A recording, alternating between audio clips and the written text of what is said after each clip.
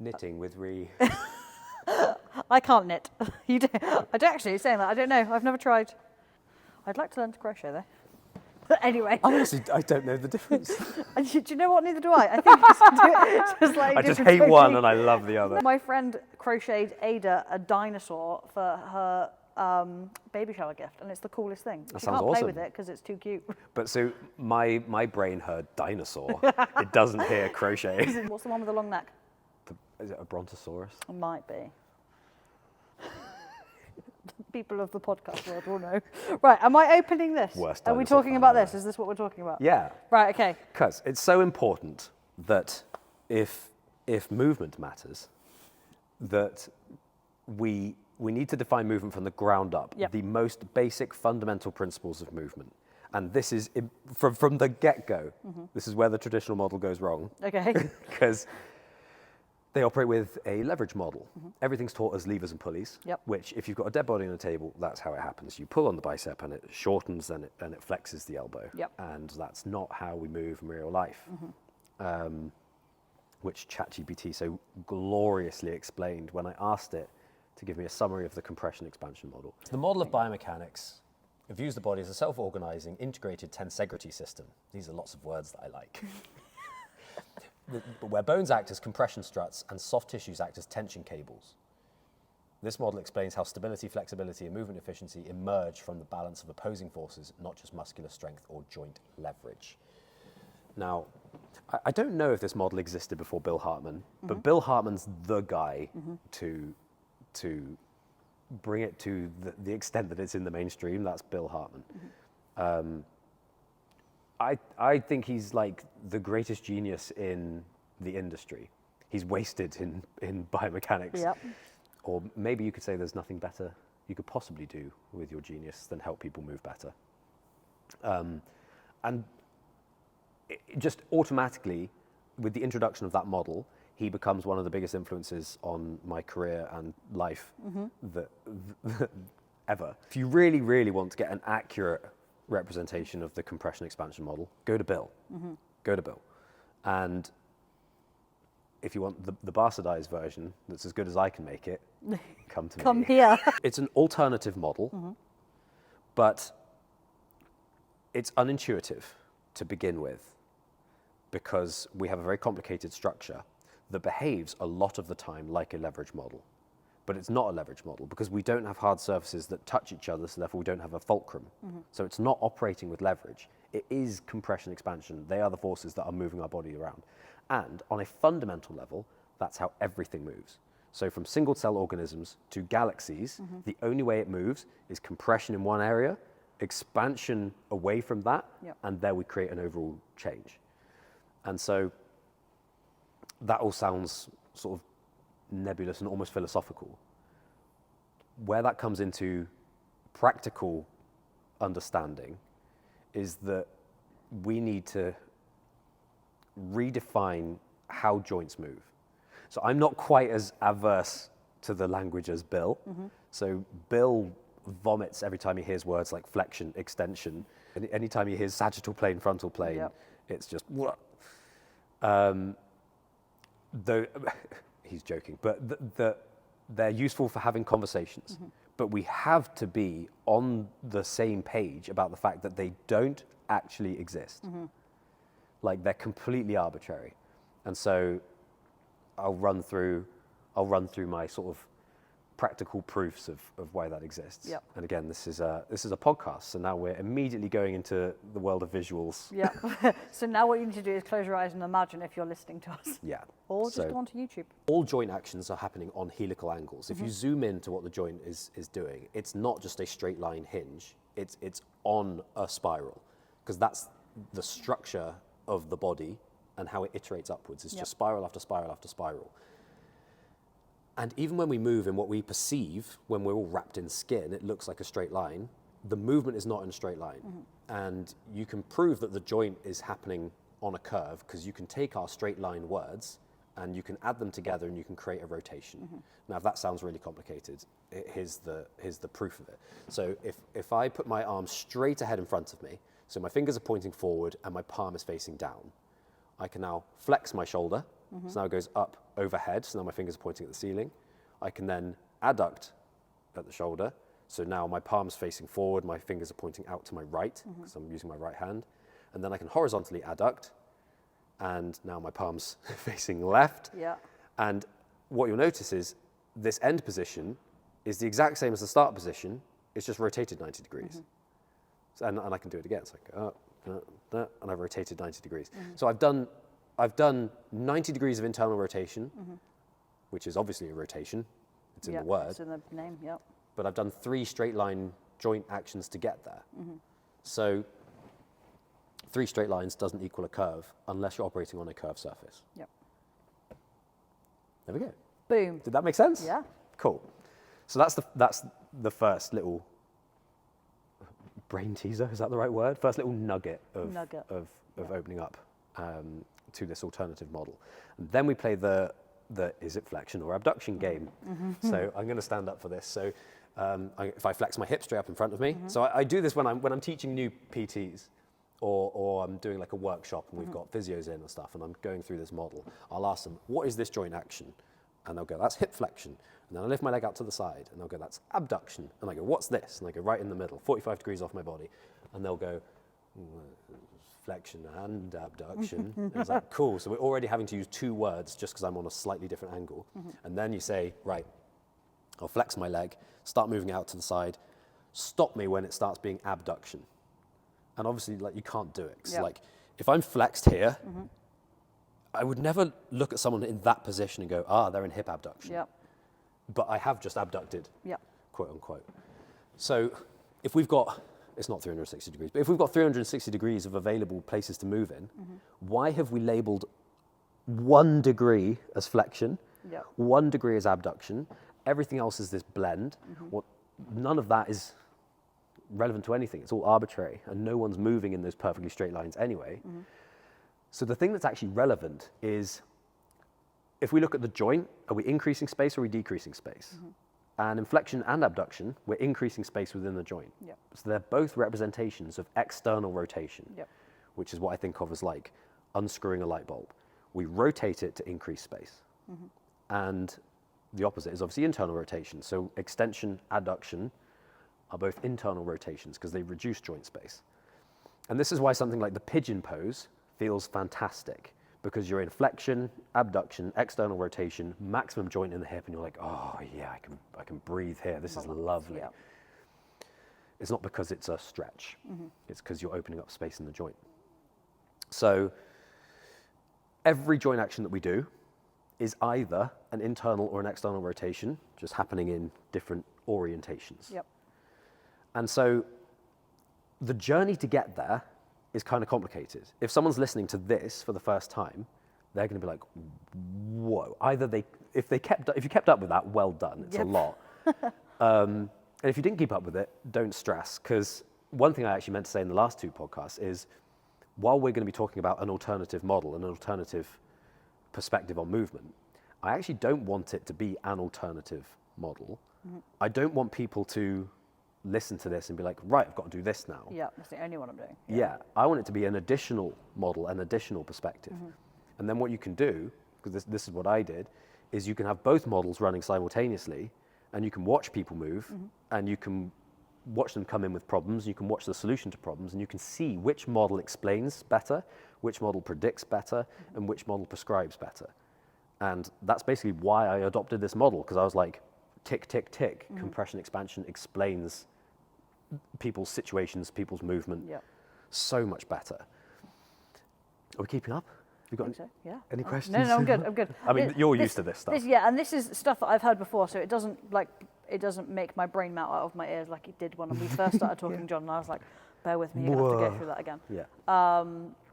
But no, it makes sense to me. And I think me personally seeing it helps. So that's where some of this might fall down, but again, YouTube. And I suppose that comes down to, again, is this point that we're talking about of like being able to coach it, right? So it's like being able to explain that and see that in front of you, but also verbalize it and how you're saying it out loud is really important for people to understand and then take forward to their own coaching or their own training. Yeah, and I think the key thing for people who are listening and haven't kept up, which will be likely all 7 of our listeners, the key thing that I would want to stress is that you don't need to understand it straight away. Because like, I'll listen to Bill's podcast and his post now, and I'll still not understand the majority of it. And it just sinks in over time. And like, you don't need to fret about not understanding it, because it probably isn't going to change what you're doing straight away, but it will gradually change the way that you see it. And then it will change the way that you coach long term. And the reason for that is because it actually, as unintuitive and complicated as it is to get there, the only reason it is difficult to get there is because it's like learning a different language. Because we've been brought up with what we think of as a simpler model, but it's actually not simpler. It's far more extensive to learn the leverage model. You have to learn flexion, extension, abduction, adduction, internal, blah, blah, blah. We have to learn all these things. With this model, all you need is internal and external rotation. Because every single joint action is one of those. And you're using one to reduce joint space, which increases pressure, which increases stability, which increases force, and all of those things. So when you're walking, as your foot hits the ground, now we're starting the internal rotation process. And everything that's going to happen on top of that foot is going to be IR, basically. It's force that goes down into the ground. So we're going to internally rotate at the hip. There might be an anterior tilt of the pelvis. There's going to be foot pronation. There might be knee valgus. That's one of the words that makes Bill sick. And all of those are just internal rotations stacking up on top of each other because you're just moving everything closer together to create stability, to put force into the floor. And then as you come off that foot and you start striding forwards, it uncoils. It's all external rotation. And so you can then look at people's movement, and all you need to ask yourself is, where are they creating pressure? Where are they IRing? And are they distributing that well? Are they doing that in a coherent fashion? Or is it happening a little bit here and loads over here? Is it happening in one place and then the opposite's happening in other places, so that becomes incoherent? And the job is just then like, wow, they're creating loads of pressure at the knee. Are they doing that at the hip? No. Okay, interesting. Let's give them some IR at the hip and then see what happens to their knee and their foot. And if you just give people the ability to create IR shapes under pressure, because that's the key thing, in all these different contexts, you've then given that person the option to move well. And that's probably like step one of the coaching process for me, you know, skipping things like making the client comfortable with you and communicating and assessing and blah, blah, blah, and taking a history and all that. The actual step one of the practical stuff is, let's restore the space that they need to give them the ability to potentially move well. Does that make sense? So when it comes to you, so I'm a brand new client, walked in. I've done a little bit of training here and there over the years. I just want to feel a little bit better, move a little bit less like a fridge. Love that, by the way. That's a Bill Hartman thing. I love that. I love it. Where do you start? What is your go-to sort of like foundation? What, in terms of conversation or just like an exercise? Exercise, I suppose. You know what? It varies wildly with the person coming in and what they want to do, what their niggles might be. What are some of the early things that I would do? I do what I call a chamber squat. Have we done that? I think so. Where you're half kneeling on a box and you've got the other foot in front of you. And all I want to see you do is shift your weight from the knee that's on the box, shift it off the knee that's resting, shift it over the foot. How well can you do that? Can you do it to the point where you can then stand up without having to push off? And we do that off a very high box. I just did that off the floor. That's hard. You can. Because I can. It's just a flex for the YouTube fans. But yeah, so I might do something like that because it immediately gets them to engage with the idea of pressure and where their mass is. So it creates awareness of, oh, my weight is heavy in my left knee. I want my weight to be heavy in my right foot. And then I might just get them to notice what they're doing. It's like, Notice when you start pushing down into the right foot and you start loading weight onto it. Notice how your arch like moved closer to the floor, or notice how the pressure moved in towards the inside edge, like towards your big toe. I'm like, yeah, okay. And if it doesn't do that, they'll be wobbly and kind of falling over and tipping.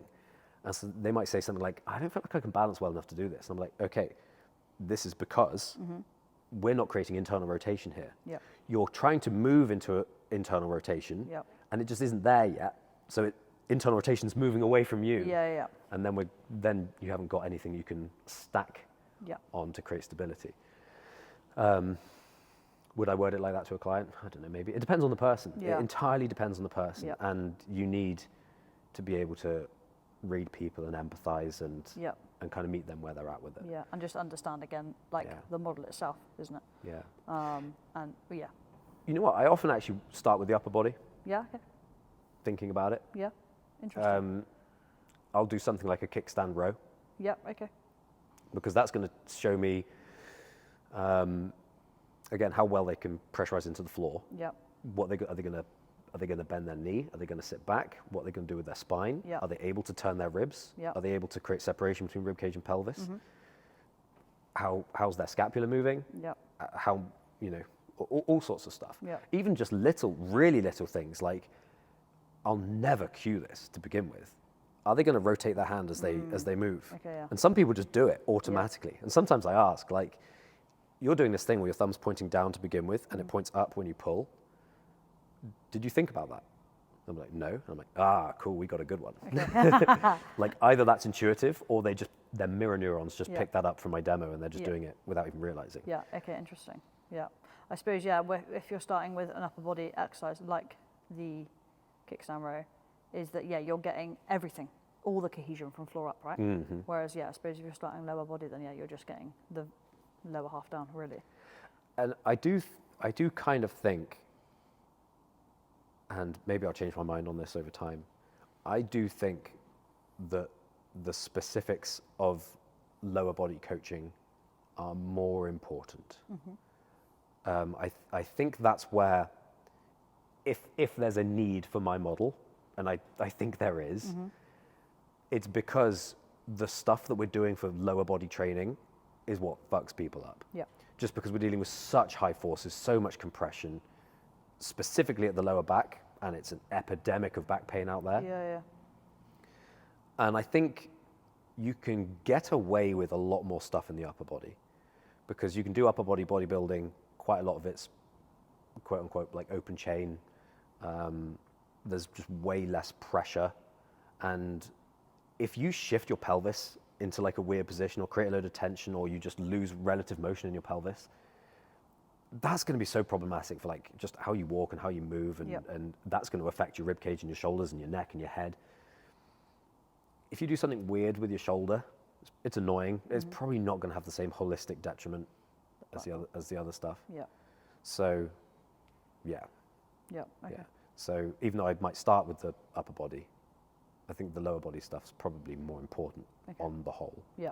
Maybe that's just a bias, because like most of my clients are lower body people. Yeah. It's hips, knees, ankles, back. Yeah. I get quite a few shoulders, Yeah. but it's mostly hips, knees, ankles, back. Your Instagram handle, or not your Instagram handle, sorry. Your Instagram description is Back Pain Solutions. Back Pain Solutions. And I joked with you like a few months ago. I said, "Why is you should tell people that you do back pain." You're like, "Recently, I changed it." Yeah. And it makes sense because it is the thing that you do. And was it someone said to you recently? Oh, I think I found my new physio. Yeah. And I was like, well, I'm not physio. Yeah. Don't put me in that. Let's be clear about that. Yeah. And not that I know what I am. I think I'm calling myself a movement coach now. Yeah, I like that. Yeah, it's the one that's stuck. I mean, I've struggled with that for years. I mean, I remember when strength and conditioning coaches went through this crisis of identity a few years ago, and they were like, you know what? I think we're physical preparation coaches. And I was like, okay. What does that even mean? All right. Yeah. God. And I guess, I suppose it's a little bit of, I understood the angst, because it's not just strength, it's not just conditioning. So it's more holistic than that. So I suppose they were going for a more holistic name. And I guess I'm just trying to be more holistic again, to be a movement coach. But that just makes you think of like Ido Portal and dancey flowy stuff like Wait, this. you don't do that? I mean, Chuck a rolling rope. I was going to say rolling rope Rolling rope like is it? will Yeah, make for you sure. make you pretty flowy. But Yeah. no, I don't do the like animal moves and stuff like Yeah. that. And like, I was going to say, like, I'm not trying to be creative with movement. Not in the same way. Yeah.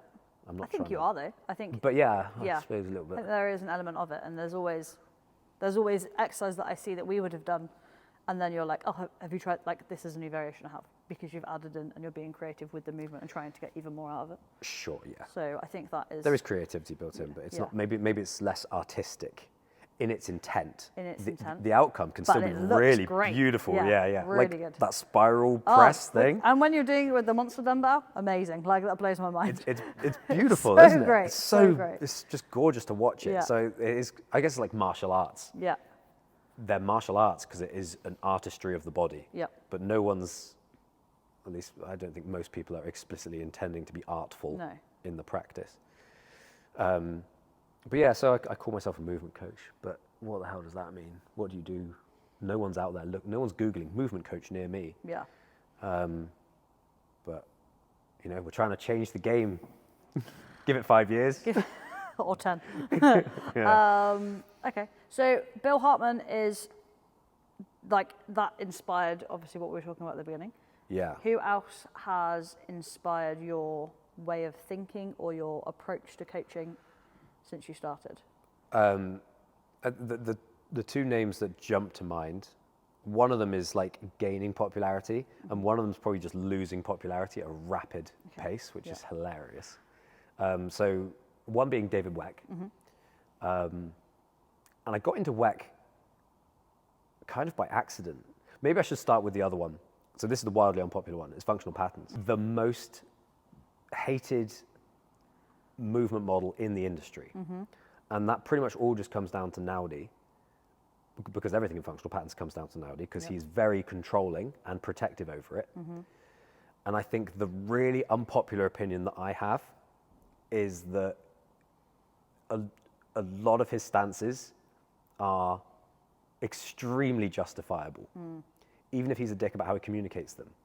And I think he's open to the fact that he's a dick about it, but he's kind of got a reason for why he's like that. One is because he's so protective over the model. Like, he's not trying to make everyone do FP. He would like everyone to do FP, but he doesn't want that if it comes at the cost of a diluted, watered down version. Yeah. So inherently then he's like kind of pruning the practitioners to his liking, which is his model. He's welcome to do it. And so they get criticized for being a cult.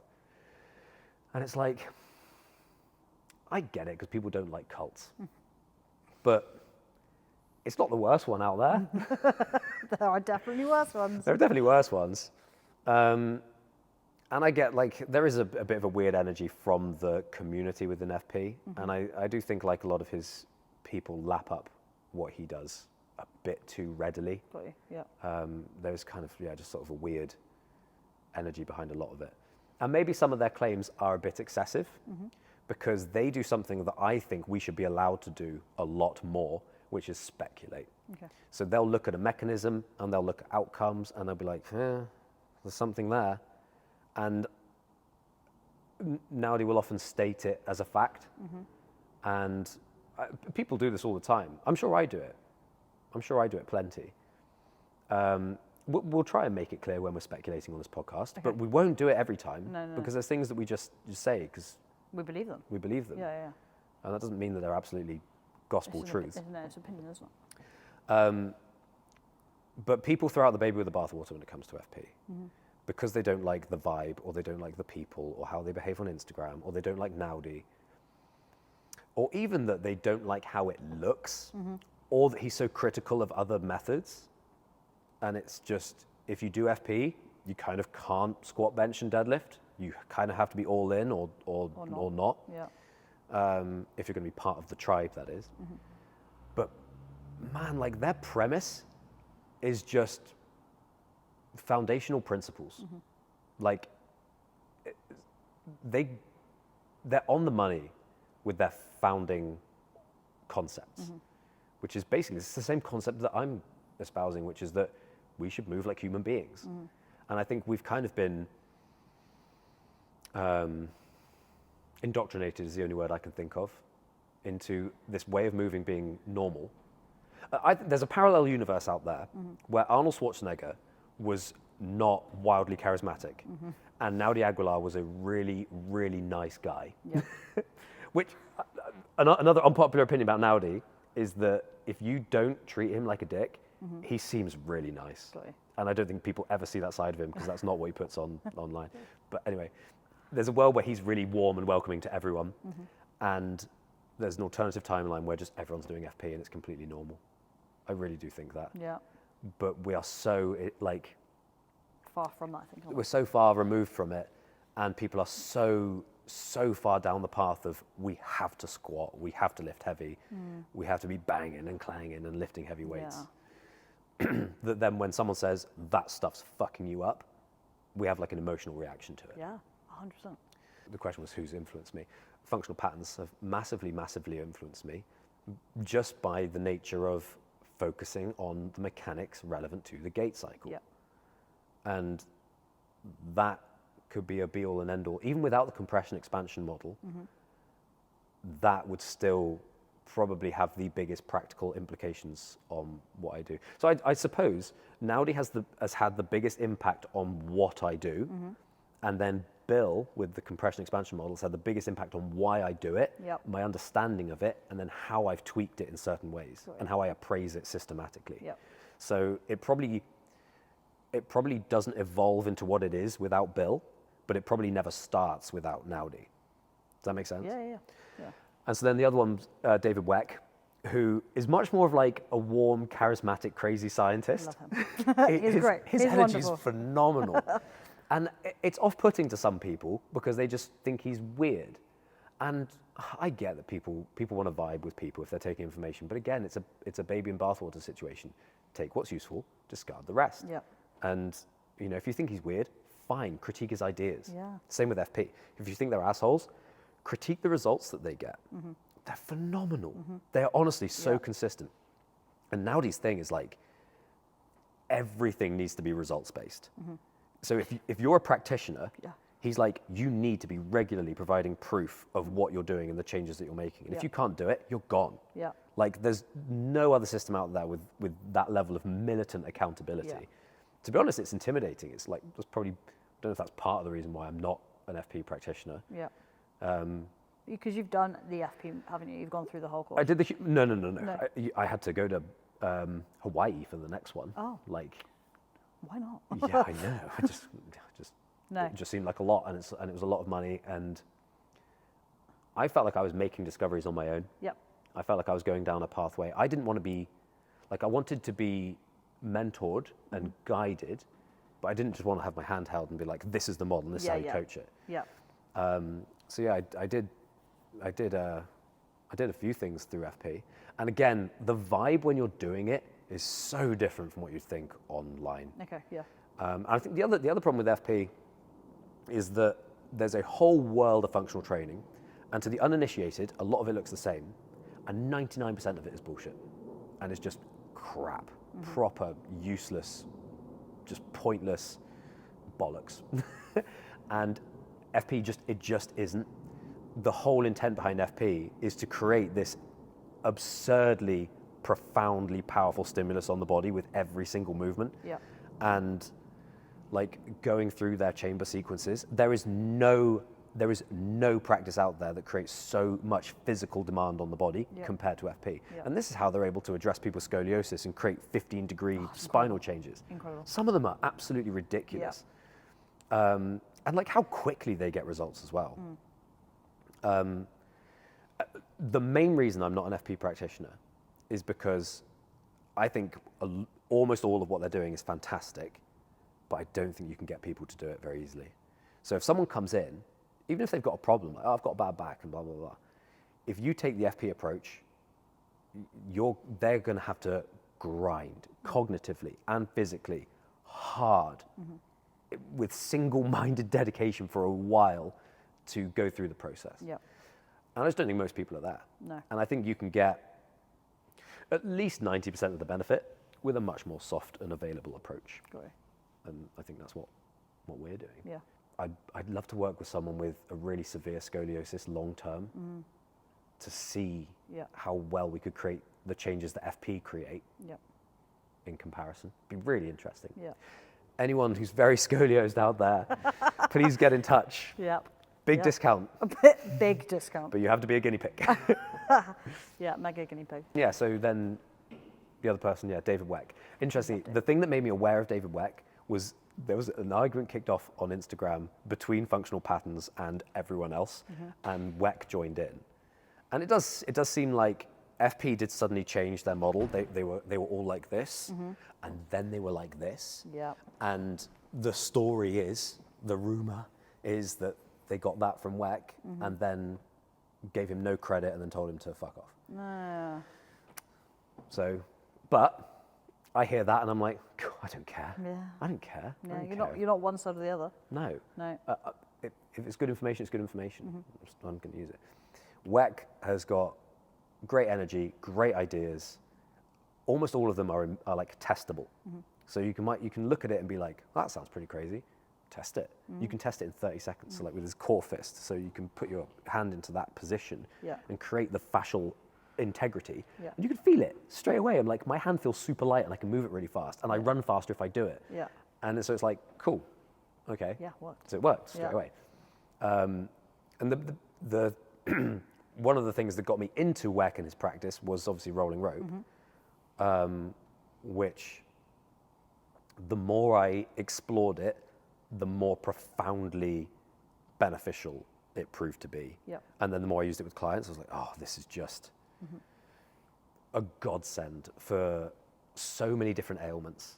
Like, yes, with the lower body stuff to a degree because of the weight shift, which is so important, Yep. but shoulders, like you can't get away from how good it is for Oh, shoulders. It's great. It's a great warm up as well. Yeah, almost everyone in here rolls rope Yeah. because they do it to warm up their bench press. Yeah. And like if their shoulder feels a bit funky, I'm like, cool, let's do some dragon rolls and some underhand sneaks. Yeah. And like, how's it feel now? It's like, yeah, great. Yeah. And I used to get shoulder issues regularly from when I started bench pressing when I was 12 and had repeated shoulder problems. None of them terrible, but just never felt good, could never get stronger. Everything felt bad. And even as I built more muscle mass and became a bit more resilient, it was still a consistent problem. And well, I suppose two things happened at once. I did the FP course where I started understanding how to pressurize my sternum and create expansion rather than just elevation. And that was probably part of it. But I'll be honest, it's so difficult to engage with doing that type of training that I was probably just a bit too lazy to do it. Yeah. But finding the rope, I was like, I can do this even if I am lazy because it's fun and it's Yeah. easy. Something that Tim Sheaf said, who's someone else that I pay a lot of attention to in terms of movement practice. He's Way of the Rope Yeah. online. Great guy. Because he did, yeah, great guy. He did a lot of FP and then moved on to the Weck style of training. And one thing that he said was that FP will create one overwhelmingly powerful stimulus with tons of precision and like infinite effort. Whereas the Weck method, you can do hundreds and thousands and millions of reps just over and over and over and over again. Yeah. So it's like both of those things are meaningful stimuli. I think one's a lot more accessible for people Yeah. than the other. Yeah. I think that's the main thing, isn't it? Is making training accessible for everyone and being able Yeah. to, like, or for as many people as possible. Yeah. You look at some of the clients that we've had in here. One springs to mind that had cystic fibrosis. Like, yeah, exactly. You know, and just being able to adapt what is everyday training Yeah. into movements that she can do and she Yeah. can do well and she can take away with her. Rolling rope was one of the biggest things. Like, Yeah. you know, started with sitting on a pile of plates, which is what I did when I did my knee. Yeah, I remember that. I was sat on a massive pile of plates with my knee in a Big brace. in a big brace, rolling rope, and it still felt amazing. And then getting her from that to eventually standing up, which is Yeah. mega. Yeah, training not necessarily for aesthetic purposes or for the fact that she wanted to lift anything really heavy. It was for an everyday function. Yeah. Because at the end of the day, people want to be able to move better for longer. Yeah. So I think people want that even if they don't know that they want it. Yeah. So a lot of people, they just want to lift more or they want to build muscle and that's fine. And then if you say to someone like, I think people don't even know the baseline feeling that their body should have. And this comes back to the industry messaging. which is that you're going to be in pain either way. You're going to be in pain if you train, you're going to be in pain if you're sedentary. So you might as well get jacked in the meantime. And it's like, it's just not true. It's just damaging, isn't it? It is. Yeah. It is. And it's because from what they've looked at, in the very, very limited scope of what they've looked at, whether you squat well or you squat badly, it doesn't make that much difference. Yep. So they've gone, see, Yep. no such thing as good movement. You're never going to be out of pain. And it's just like, that's so lazy Yeah, that is lazy. Yeah. and reductionist. And which is why the industry is bloated. Exactly. So Yeah, because no one's even shooting for better. No. That's the other thing. Even if I'm wrong, which there's too much data now. Yeah. Got too much There's experience. too much evidence. Too many anecdotes. Yeah, there's too much evidence and like clients. Like It's not just testimonials. placebo. No, it really isn't. It just isn't. But let's say it is. Why shut the door on seeking better? Especially if like what we're saying is not shouldn't lift weights, shouldn't train hard. I think that's another thing that gets mixed up with functional patterns is, oh, they just don't want people to squat because they're pussies. And it's like, no, they want you lifting weights. They want you lifting max weights. Yeah. They just do it through a different orientation with different vectors and different integration patterns. Yeah. And it's like, they have influences from bodybuilding built into FP. And people don't know that. Like their goal is to build muscle. Yeah. And And you see, but the thing is, if you look at their content, you can, and you follow it enough, you will see that. you But will yeah. see it. You will